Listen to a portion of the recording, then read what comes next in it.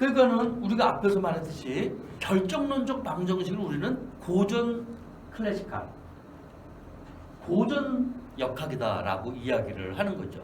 그러니까 불확정성, 막스 플랑크 이후 혹은 하이젠베르크 이후에 이 자연계를 다루는 것은 거꾸로 말해가지고 클래식한 게 아니죠.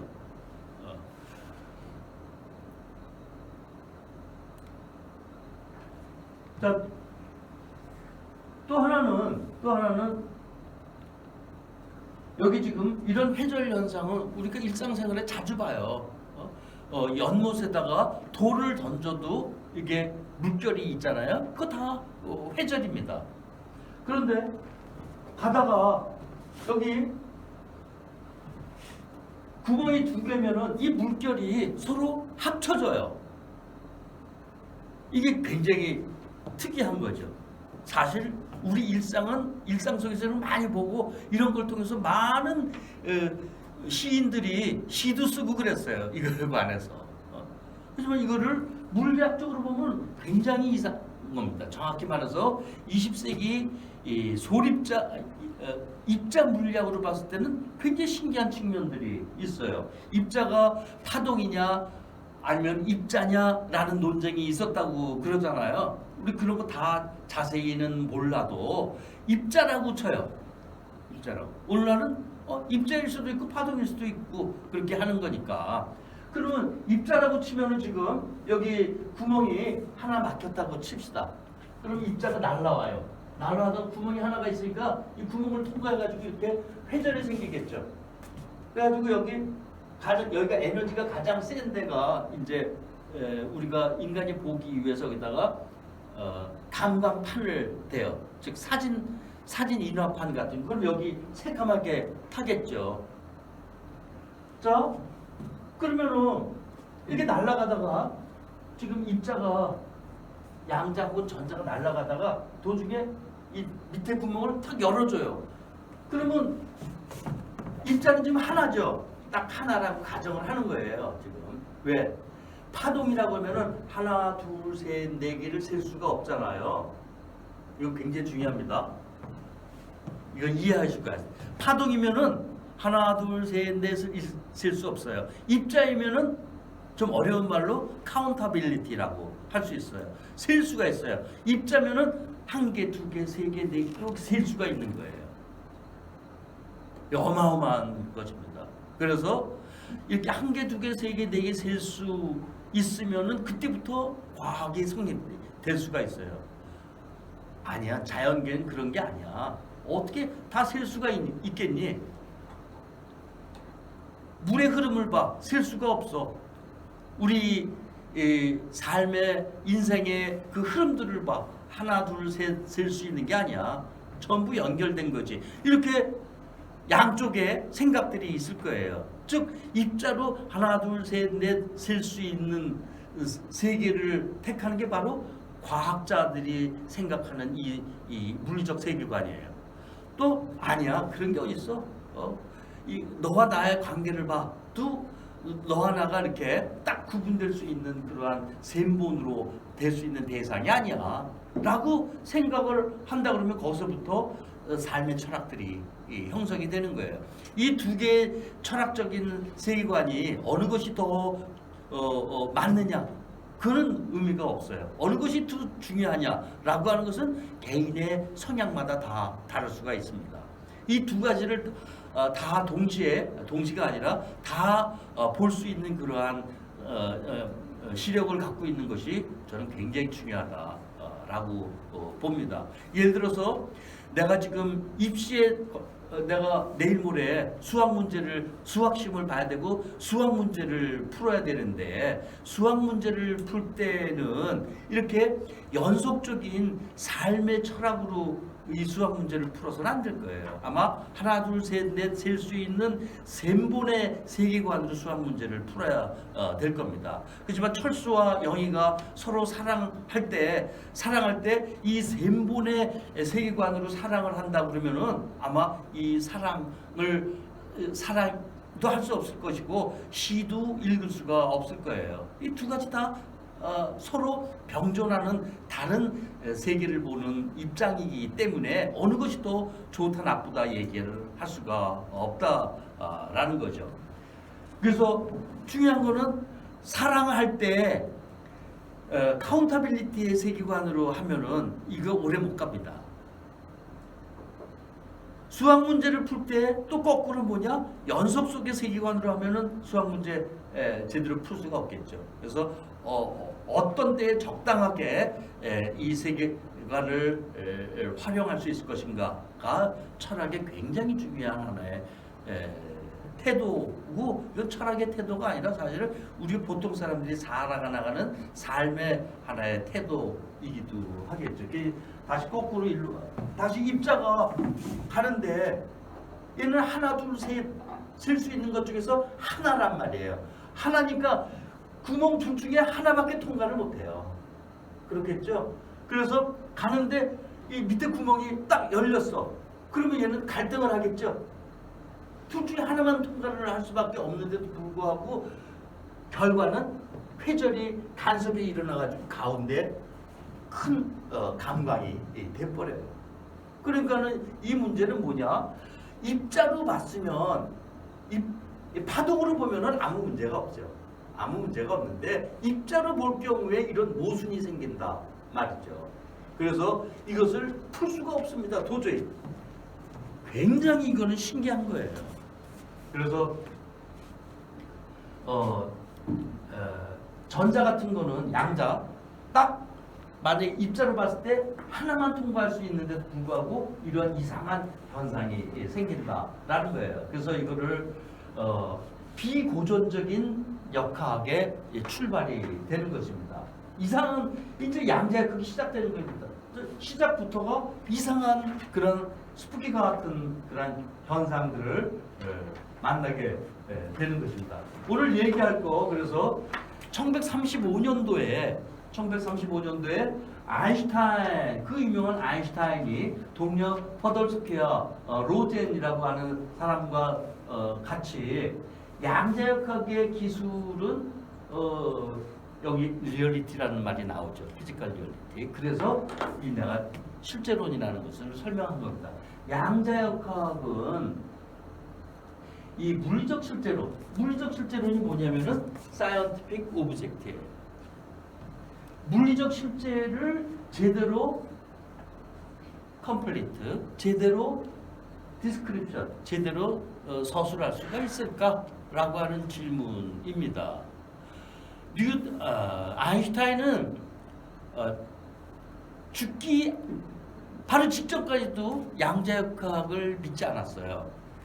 그래서 이 아인슈타인이 쓴 것은 뭐냐? 양자역학의 이러한 운동 방정식은 피지컬 리얼리티를 제대로 설명하지 못한다라는 것을, 즉 양자역학을 반론하기 위해서 이 논문을 쓴 겁니다. 그래서 앞에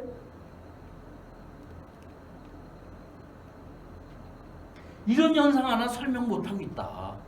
이것을 설명해야만 비로소 물리학의 방정식으로서 인정을 받는다라는 게 바로 아인슈타인의 기본적인 입장이고, 그래서 아인슈타인은 전형적인 고전 역학자입니다. 선생님, 아인슈타인의 상대성 이론 할 때 상대성이라는 말 때문에 옛날에 절대성의 역학을 주장했었던 뉴턴과 대비해서 아인슈타인은 상대성 이론이니까 이게 고전 역학을 벗어난 거 아닙니까? 라고 얘기를 하지만 아인슈타인의 상대성 이론에서 말하는 상대성은 좀 다른 의미예요. 여전히 이런 점에서 아인슈타인은 뉴턴 역학을 계승하고 뉴턴 역학을 완성시키려고 한 사람입니다. 예를 들어서 더 쉽게 얘기를 한다 그러면은 이 우주가 운행하고 있는 그러한 우리가 인간이 알지 못하고 하는 비밀들이 굉장히 많대. 그것을 어떤 사람들은 우주의 비밀, 우주의 신비함으로 설명할 수 있지만 그것은 아인슈타인이 보기에 아직 인간의 인식 능력이 부족해서 그렇지, 인식 능력이 자꾸 발달해 가면 그것도 다 파악할 수 있을 거야 라고 하는 게 아인슈타인의 생각이에요. 그래서 아까 이런 것도 지금 우리의 인식 능력이 부족하기 때문에 이걸 다 이상하게 파라독스니 모순적인 현상이니 말도 안 되는 현상이니 스푸키한 현상이니라고 설명하지만 미래 과학이 발전하면 이것도 설명할 수 있어야 된다라고 하는 게 아인슈타인의 설명이기 때문에, 아인슈타인의 태도이기 때문에 양자역학과 같이 이상한 현상들을 받아들일 수가 없는 겁니다. 자, 그래서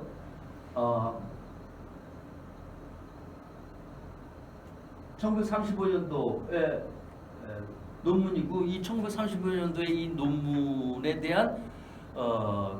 논문에 대한 리뷰 논문이 지금까지 나온 게 약 25만 편 정도 된다고 합니다. 이것도 2002년도 기준이에요. 20년 전 기준이에요. 요즘 내가 그 통과를 못 봐요. 2002년도 기준으로 한 24만 편, 25만 편 정도 나왔다고 해요. 그 중에서는 철학도 어마어마하게 많습니다. 그죠? 10분의 1은 철학 논문이에요. 제 논문도 그 중에 하나 끼었겠지만요. 그렇게 유명한 논문이다. 아주 논문도 짧아요. 그래서 이러한 양자역학을 이제 설명하기 위해서, 이건 제 논문에 나온 건데 그 당시만 해도 이게 그래픽이 없어가지고 손으로 그려가지고 따다 붙여가지고 이렇게 한 거예요. 이 자로 다 그린 거죠, 그러니까. 자, 이거 이게 지금 핵심이거든요. 여기 이제 전자나 양자라고 하는 건 빛 알갱이입니다. 그 전부 소립자 세계죠. 그것을 쏘는데 이것을 항상 뭐냐? 플러스 전하와 마이너스 전하가 한 쌍이 되고 있습니다. 이 소립자 세계의 아주 기본적인 특성이에요. 그래서 이게 쏘면은 여기서 마이너스 2분의 1 전하로 나갔으면 오른쪽으로는 플러스 2분의 1 전하로 이제 쏘게 돼 있어요. 그래서 이 1935년도 이 실험은 물론 가상 실험입니다. 아인슈타인이 머릿속으로 한 실험이에요. 그래서 쏴가지고 서로 이게 전기값이 있으니까, 정확히 말해서 전압값이 있으니까 이게 날아가다가 자석을 걸어주면 이 자석에 힘을 받아서 휘겠죠. 그것까지는 이해하실 수 있을 것입니다. 왜? 이건 전기이기 때문에 자석을 걸어주면 휘게 돼 있어요. 그래서 한쪽에다 자석을 걸어줘. 이건 물론 다른 방식이긴 하지만, 이거는 이제 이게 작년에 노벨 물리학상을 탄 아스페 실험 구조입니다. 아스페 실험은 여기다가 필터를 덜어가지고, 필터가 이제 전압값을 갖는 걸 이렇게 수직으로 날아가는 게 있고 수평으로 날아가는 게 있거든요. 그러면 필터를 세로로만 준 필터로 보면은 가로로 가는 빛은 다 제거가 되겠죠. 그런 뜻인데, 쉽게 이걸 전달하면 이거를 여기다가 자석을 딱 걸어주면 휜단 말이죠. 한쪽이 휘겠죠. 그러면 이쪽에는 자석을 걸어주지 않았는데도 자석은 없어요. 이쪽만 자석이 있고. 그래서 이쪽은 자석이 없는데 이게 날아가다가 어떤 시간에 걸쳐서, 예를 들어서 3초 후에 자석을 탁 걸어줘요. 그러면 3초 후에 이게 휙 휘겠죠, 이쪽으로. 휘는데 이쪽은 자석을 안 걸어줬단 말이죠. 안 걸어줬는데 이게 휠 때, 이게 전하가 휠 때 이쪽도 지가 알아서 딱 휘는 거예요. 이게 이상하다는 겁니다. 자, 이쪽은 상식적으로 설명할 수가 있어요. 자석을 걸어줬으니까 이 입자가 휘었대. 이건 우리가 상식적으로 인과관계에 맞아요. 근데 이쪽은 자석도 안 걸어줬는데 이게 휠 때 동시에 같은 시간에 이쪽으로 휙 휘는 거예요. 이게 도저히 설명할 수 없는 겁니다. 이게 바로 닐즈 보아가 얘기하는 양자역학의 핵심이에요. 그래서 아인슈타인이 볼 때 이거는 말도 안 되는 거다. 이거는 말도 안 되는 거다. 이거는 인과적으로 설명하기, 이 과학자는 인과성을 가장 중시하기 때문에 이거는 오케이. 그렇지만 이쪽은 말도 안 되는 현상이 일어난 겁니다. 바로 이거를 50년이 지나서 아까 제가 말씀드렸던 아스페라고 하는 사람이 이것을 현장 실험으로 한 거예요. 이 거리를 13m로 뒀습니다. 13. 그러니까 50년 지나서 80년 되니까 이제 이 실제 전자를 쏠 수가 있는 그런 상황이 됐거든요. 기술이. 그래서 이 13m 거리에 두고 이쪽에서 7m 거리에다가 자석을 딱 걸어서 휘는데 이쪽 반대쪽 7m 거리에서 알아서 이게 탁 휘는 거예요. 어마어마한 사건입니다. 이게. 그래서 아인슈타인은 이거는 도저히 설명할 수 없는 거다. 그래서 양자역학에 왜 설명할 수 없냐면 양자역학의 파동방 정식이 이것을 설명하기엔 아직 불완전해. 완전하지가 않아. 그래서 그렇지만 앞으로 보강을 하면은 이쪽으로 다 설명할 수 있어. 이거는 신기한 게 아니야 라고 하는 거예요. 그렇지만 그래서 이렇게 강력하게 비난을 했죠. 자, 그래서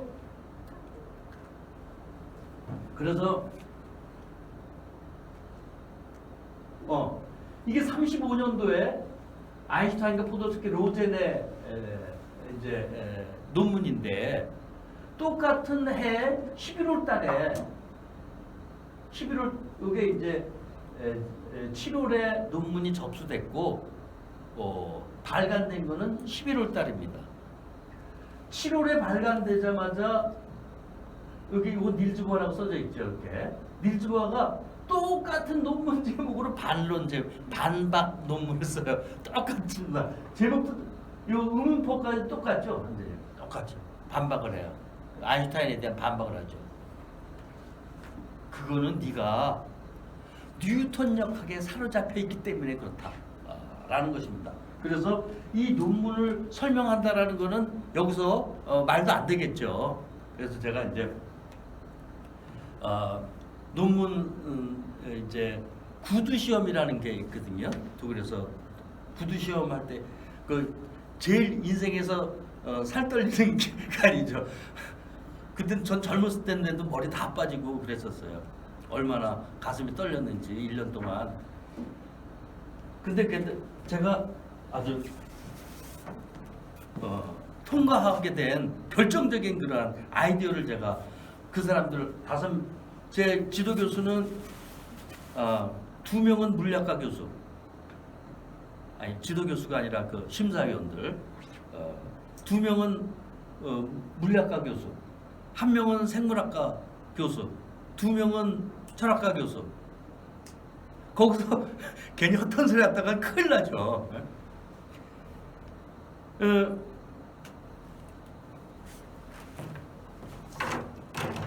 자, 지금 이제 여러분하고 저하고 커튼을 쳤어요.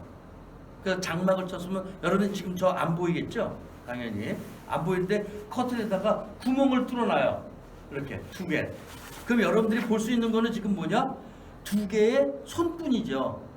지금 제가 이 물리적인 점 때문에 이 거리가 60cm밖에 안 되지만 이 60cm가 아니라 60km라고 생각을 해보세요.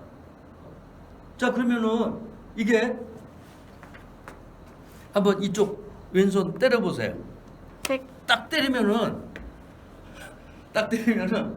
동시에 이 오른손이 이거를 아파하잖아요. 그렇잖아요. 왜? 너무 당연한 겁니다. 이거는 여러분 보기에는 이게 2개의 손으로 보이죠. 그렇지만 이 장막 안에 실제는 내 한 몸의 동시적 부분에 지나지 않은 거예요. 이거 지금 닐즈 보아가 설명하는 겁니다. 근데 그거를 제가 좀 이게 메타포를 써가지고 바꿔서 설명한 거죠. 제가 이렇게 설명하니까 거기 지도 교수가 다 깔깔대고 웃으면 분위기가 너무 좋아진 거예요. 야, 이거 잘하면 통과되겠구나 그때 딱 느꼈죠. 응? 그래서 그러니까는 니들이 보기에라는 것은 전통적 고전역 학자들이 보기에는 이게 독립된 두 개지만 내가 보기에 즉 양자역학 닐즈 보게 보기에는 이게 60km가 떨어져 있다 하더라도 이것은 사실은 나의 한 몸의 한 몸체라는 거예요. 그러니까 당연히 너무 당연하게 얘가 지금 T3 시간에 이게 휘었으면 얘도 동시에 이렇게 휘게 될 수가 있는 거죠. 신기한 게 아닌 거예요. 닐즈 보아가 보기에. 그렇지만 제3자가 이 장박 밖에 있는 사람한테는 무짐작이 신기한 일이 되는 거죠. 이게 닐즈 보아의 답변입니다.